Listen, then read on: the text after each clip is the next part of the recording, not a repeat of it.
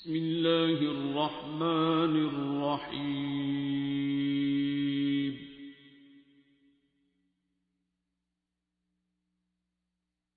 अर्रहमान।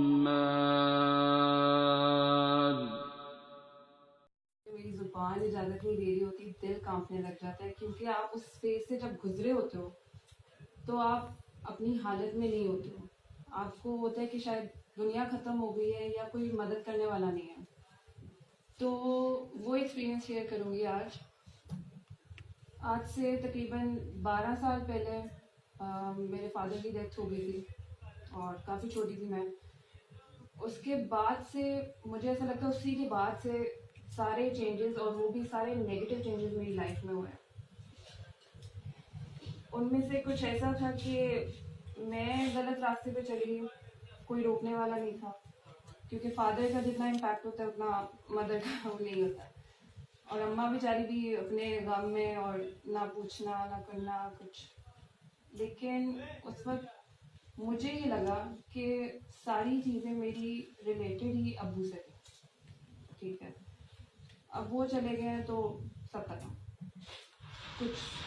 मैंने उनके लिए जो करना था वो भी नहीं कर रही थी। वो चाहते थे कि डॉक्टर बने, मैं उस तरफ से हट गई थी। और वो चाहते थे कि ये मतलब पर्दा किया करे और ये सारी चीज़ें किया करे, घर पे रहा करे, वो सारी चीज़ें। तो मतलब दूर दूर तक मैंने सोची भी नहीं कि वो चले गए, सब खत्म हो गया। और इसी तरह एक उस एज में आप खुद अंदाज़ा लगा लो कि उस एज में जो बच्चा अपने फादर को खो चुका है और उसकी अम्मा का भी पीछे से सपोर्ट नहीं है, तो वो किस रास्ते पे जाएगा? नेगेटिव और पॉजिटिव? नेगेटिव इतना ज़्यादा हो गया था कि मैं कह रही थी, आप जब गुनाह कर रहे होते हो ना तो आपको लग रहा था वो गुनाह नहीं है, ठीक है ना, और आप वो करते जाते हो और इतने एक्सट्रीम पे चले जाते हो कि आप कहते हो कि अब तो यू टर्न तो सवाल ही नहीं पैदा होता, अब सीधा ही जाना है, ये बिल्कुल ठीक है। तो मेरे साथ आप ये देख लो कि 10 साल आई थिंक मैं उसी रास्ते पे चलती गई हूँ। बीच में स्टॉप्स आए हैं, बीच में मैं रुकी भी हूँ, और जब वो रुकी हूँ तब मैंने ये सोचा कि चलो अब रुक गई हूँ तो अब अल्लाह की तरफ जाते हैं, मतलब वो वाला दूसरा रास्ता चूज करते हैं। और आप यकीन करें कि मैं स्कार्फ लेने लग गई और उस रास्ते पे चलने लग गई कि चलो किसी तरह मैं अपने आप को खुद भी बेहतर कर सकती हूँ। ज़रूरी नहीं है कि अम्मा है या अब्बा जी की वजह से ही होना था। तो मैं अगर उस तरफ गई हूँ ना, मैं आपको एक छोटा सा किस्सा है। फेयरवेल था हमारा ओ लेवल्स का। वहाँ पे ये हुआ कि तब तक मैंने स्कार्फ लेना छोड़ दिया था। बीच में जो स्टॉप आया था वो थोड़ी देर का आया था, तो मुझे टाइटल दिया और उसके फ्रंट पे ये लिखा हुआ था कि डिस्को डीवा, मतलब एक अच्छा टाइटल दिया, ठीक है। मैं घर गई हूँ और मैंने सैश को दूसरी तरफ किया, पीछे लिखा हुआ था कि डिस्को मॉलवी। और उस वक्त मैं इतनी हर्ट हुई कि यहाँ पे अगर कोई स्टॉप लेना भी चाह रहा है ना तो नहीं ले सकता, ठीक है ना, क्योंकि ये सोसाइटी इतनी हार्श है, इतनी पता नहीं अब हार्श थी या मैं उसको समझ नहीं पा रही थी। लेकिन वो आपको कोई अच्छा भी नहीं करने देंगे और बुरे में तो आपको इल्ज़ाम देंगे ही देंगे, ठीक है ना। तो ये पिछले 10 सालों में मेरे साथ होता आया है। स्टॉप लिया, फिर कुछ हुआ, फिर वापस आ गए, स्टॉप लिया, फिर कुछ हुआ, फिर वापस आ गए। अप्स एंड डाउन बहुत ज़्यादा थी। अल्लाह भी याद था, लेकिन अल्लाह से डर लगता था। ये नहीं था कि अल्लाह से प्यार है या मतलब अल्लाह प्यार भी कर सकता है। बचपन से हमें ये बताया जाता है कि नमाज पढ़ो वरना दोज़ख में चले जाओगे, या तुम्हें जन्नत नहीं मिलेगी, या अल्लाह नाराज होंगे। ये नहीं किसी ने बताया कि अल्लाह प्यार कितना करता है, 70 माओ से ज़्यादा, और एक माँ कितना प्यार कर रही होती है। और ये चीज़ मुझे, जो मैं इसको ना अपना यूटर्न भी कहती हूँ, मैं इसको एक मिरेकल भी कहती हूँ, एक गिफ्ट कहती हूँ, बहुत से नाम मैंने इसको दिए हैं, और मुझे, मैं जितने नाम दूँ कम है, इस दुआ की वजह से। और वो दुआ का एक्सपीरियंस भी बताती हूँ कि किस तरह मैं वहाँ तक पहुँची। मुझे जो पहली दुआ कराई थी वो इन्होंने ही कराई थी, और उस वक्त मसला कुछ और था, जिस मसले की वजह से मैं इनके पास गई थी। लेकिन जो अंदरूनी मसला था वो यही था कि पहुंच रही हूँ लेकिन पहुंच नहीं पा रही। जैसे मेरी रूह भी कांपती है अल्लाह सामने है लेकिन हाथ नहीं पकड़ पा रही उसको। और मुझे लगता था कि मैं और क्या करूँ, इतनी इबादत कर ली है मैंने। मैं आपको बताती हूँ, दुआ करने से 1-2 महीने पहले ऐसा था कि हर नमाज, हर तहज्जुद, कुरान, डेली कुरान तर्जुमे के साथ, फिर वो तर्जुमा उस पर अमल भी करना उसी दिन, ठीक है। इतना ज़्यादा उसमें मैं घुस गई कि किसी तरह अल्लाह मिल जाए, अल्लाह मिल जाए, अल्लाह किधर है। और सब कहते थे ऐसे ही मिलेगा, तुम्हें और कोई तरीका नहीं है, ऐसे ही मिलेगा। हाँ ठीक है, मैं तो बस यही करना है। और मैं 2 महीने सो नहीं पाई थी। जिन 2 महीने मैं इबादत कर रही थी, मैं सो नहीं पा रही थी, मैं खा नहीं पा रही थी। क्यों? इबादत करने से तो सुकून मिलता है, ऐसे ही है। लेकिन मेरे पढ़ने और करने में बहुत फ़र्क था। मैं अपना दिल ही नहीं साफ कर रही थी इतने लोगों के लिए। क्या फ़ायदा फिर ऐसी इबादत का? जितनी मर्जी मैं कर लूँ, जितने सालों भर मैं करती जाऊँ इबादत, लेकिन जब तक मेरा अपना दिल साफ नहीं होगा तब तक कैसे मुझे अल्लाह मिल सकता है। फिर ये हुआ कि मुझे एक दोस्त ने कहा कि एक थेरेपिस्ट है उनके ऑफिस में, तो वो ना कोई चीज़ बताती हैं, कोई थेरेपी का बताती हैं, तो उससे ना लोग ठीक हो जाते हैं। मैंने कहा मैं आज तक किसी थेरेपिस्ट के पास तो गई नहीं हूँ, लेकिन चलो जाके ट्राई कर लेते हैं। ये आखिरी ऑप्शन है शायद, उसके बाद मैं कुछ ट्राई भी नहीं करना, मेरी तरफ से फारिग है सब कुछ। यहाँ इस स्टेज तक पहुँच गई थी क्योंकि इतना कुछ चल रहा था अंदर, और वो उस चीज़ को तो मैं नाम भी नहीं दे सकती। समझ नहीं आ रहा था कि ख़त्म कैसे होगा। इतने यूटर्न्स ले लिए, इतने स्टॉप्स ले लिए, अब और क्या, इससे ज़्यादा और क्या। अल्लाह की इबादत भी कर ली, और मैं जो गलत था चलो ठीक है, वो बहुत पहले था वो भी छोड़ चुकी हूँ, लेकिन अब क्या, ये चीज़ ख़त्म क्यों नहीं हो रही, ये तलाश ख़त्म क्यों नहीं हो रही, मिल क्यों नहीं रहा। तो जब मैं यस जब मैं इनके पास गई हूँ तो मेरा मसला कुछ और था। वो मसला बताना, चलो खैर, इधर बहुत सारे लोगों के ये वाले मसले होंगे, अब बता दें। मसला ये था कि जिसको मैं पसंद करती थी वो ठीक नहीं हो रहा था मेरे साथ, तो मुझे तो किसी तरह किसी जरिए से ठीक हो जाएगा ना। मैं तो ठीक हो गई हूँ, मैं तो बिल्कुल इबादत भी करती हूँ, अब ये ज़रा ठीक हो जाए ना, हम दोनों की जो लड़ाइयाँ होती हैं वो ना हो, शादी भी हो जाए। तो हम लोग गए थे उनके पास, उनके थ्रू गए थे इनके पास, और उन्होंने भी दुआ की, मैंने भी दुआ की, और मुझे नहीं पता था कौन सी दुआ। मुझे था कि ये कोई काउंसलिंग करेंगी या बोलेंगी कि अच्छा अब आपने ना मेडिटेशन करनी है 7 दिन या 8 दिन मेडिटेट करके ना आपने इस तरह करके बैठ जाना, वो जो मेडिटेशन करता है, मुझे ये लगा था। लेकिन इन्होंने जब दुआ कराई है,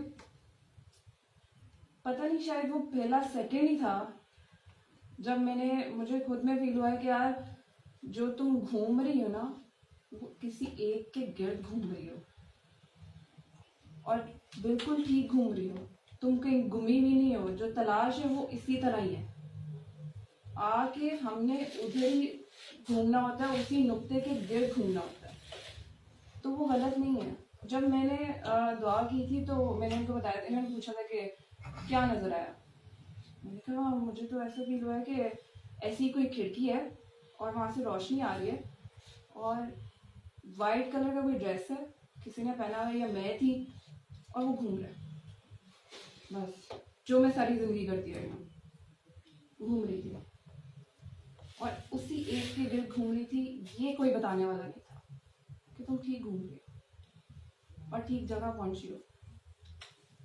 मुझे ऐसा लगा कि इन्होंने ना हाथ पकड़ा लिया, जो करीब था, और उससे मैंने हाथ पकड़ लिया।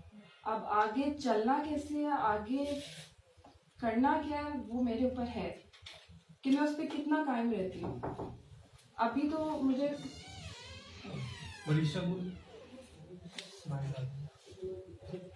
अभी मुझे 2 साल हो गया दुआ किए हुए। और मुझे लगता है अभी भी मुझे लगता है मैं कहीं ना गलती कर जाती हूँ और टाइम नहीं हो रही पूरी तरह से। और उस वक्त फिर मैं अपने आप को देखती हूँ। फिर मुझे कहा गया कि अपने आप को प्यार करो, अपने आप को पहचानो। तो कैसे, मतलब लव योर सेल्फ तो ये होता है कि अपनी केयर कर लो या अपने लिए कपड़े खरीद लो या कोई अपनी कोई केयर कर लो किसी तरह। तो ये पता चला कि अपने आप को पहचानना, अपने आप से प्यार करना ये है। आप अपनी गलती देखो, जो आपको लगता है कि बहुत बड़ी गलती आप में और उस गलती की वजह से आप दूसरों को नुकसान पहुंचा रहे हो, आप उसको पकड़ लो। और मैंने पकड़ा है। ऐसा नहीं है कि आप एकदम से एक रात में सब कुछ ठीक हो गया और मेरी सारी गलतियां बढ़िया क्योर होगी, नहीं। एक एक गलती पकड़ी है और उस एक गलती को पकड़ के कराती हूँ। उस एक गलती को पकड़ के मैंने उसे ठीक किया। और ठीक भी उसी की अता से होता है, ये नहीं कि मेरे कंट्रोल में कुछ है। मैंने उसको ठीक इस तरह किया कि जहां मुझे लग रहा है मैं करने लगी हूँ, मैं रुक गई हूँ। और इसी तरह मैं इस चीज़ को प्रैक्टिस करती गई हूँ। तो मुझे यही मतलब समझ आया और यही मतलब है इस चीज़ का कि अपने आप को पहचानो, अपने आप से प्यार करो। ठीक है ना। तो एक्सपीरियंस तो मेरा दुआ का यही था, लेकिन आप जब तक खुद इसको एक्सपीरियंस नहीं करोगे आपको नहीं शायद पता चलेगा कि किस तरह की क्या दुआ है, क्या प्योरिटी है, अपने आप को पहचानना क्या है। ठीक है, तो दुआ कर लेते हैं। पानी के साथ होती है वैसे, लेकिन आप लोग अभी फिलहाल वैसे कर लो, आंखें बंद कर लें सब।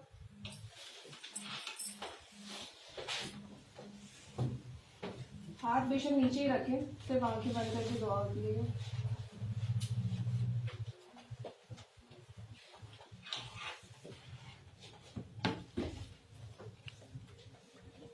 सब आंखें बंद करके अपने अपने अल्लाह के सामने पेश हो जाए। वो अल्लाह जो आपके बहुत करीब है, दिल में है आपके। अगर कुछ महसूस नहीं हो रहा तो अपनी सांसें महसूस करें, अपने दिल की धड़कन को ही महसूस कर लें, वो भी उसी में बस कर। 2 मिनट लगते हैं, ध्यान उधर हो जाता है।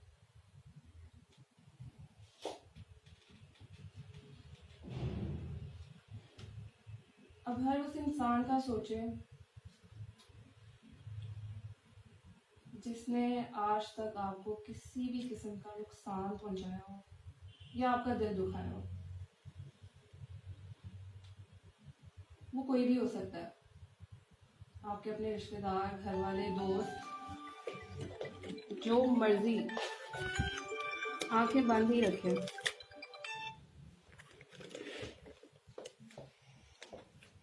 हर उस इंसान का सोचें और जिसके सामने पेश हुए हैं ना, जो इस वक्त आपके सामने ही है, आप उसके लिए उन सबको माफ कर दें। अपना दिल साफ कर लें, अल्लाह को गिफ्ट दे दें उसकी मखलूक की माफी का। बेवकूफ मखलूक होती है ना, दिल दुखा देती है। कोई बात नहीं, आप जाने दें। अल्लाह को बोले कि मैंने सबको माफ कर दिया आपके लिए।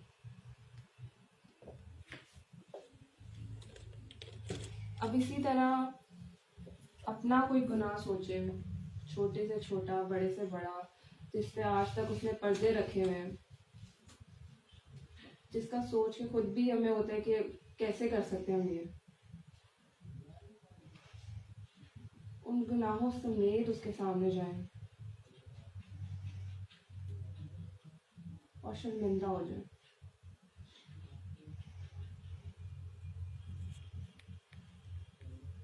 अपने आप को उन गुनाहों के लिए माफ कर दें।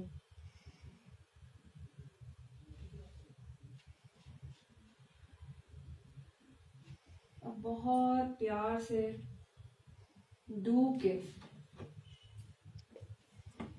दिल ही दिल में उसके जाती नाम से उसे पुकारें, बहुत प्यार से। दिल में पुकारना, अल्लाह अल्लाह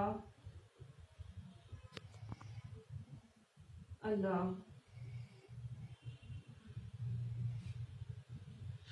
अब उसका जवाब सुने वो क्या कहता है। बिस्मिल्लाहिर्रहमानिर्रहीम।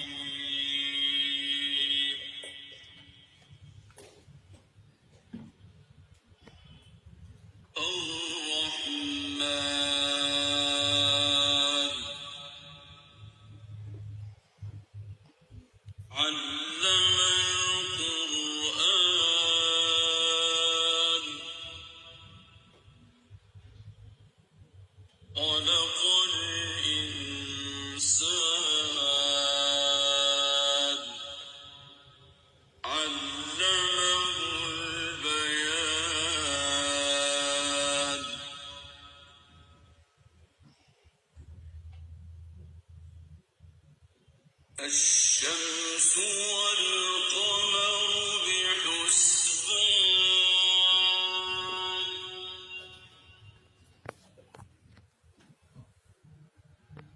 والنجم والشجر يسجدان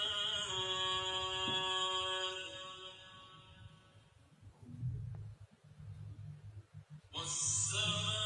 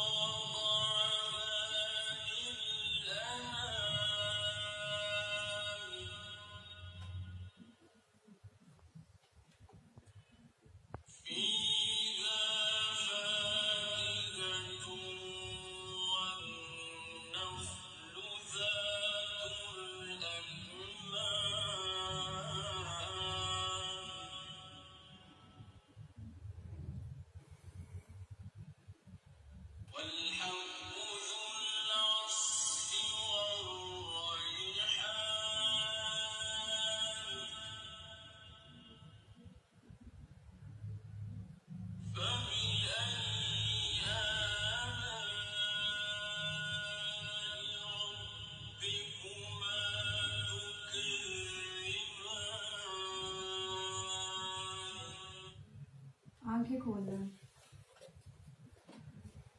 कोई अपना एक्सपीरियंस शेयर करना चाहता हो। आपको रोना आ गया, क्या फील कर रही थी आप? दिल को सुकून मिला है, कोई कंधों से बोझ कम हुआ है, बहुत सुकून मिला है।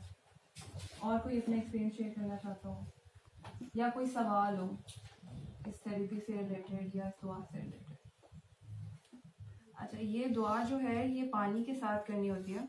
आप अपने हाथ में पानी का ग्लास पकड़ो, इसी तरह जो علم القرآن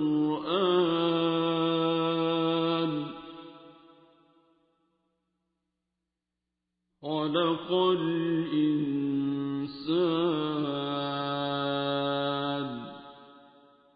علمه البيان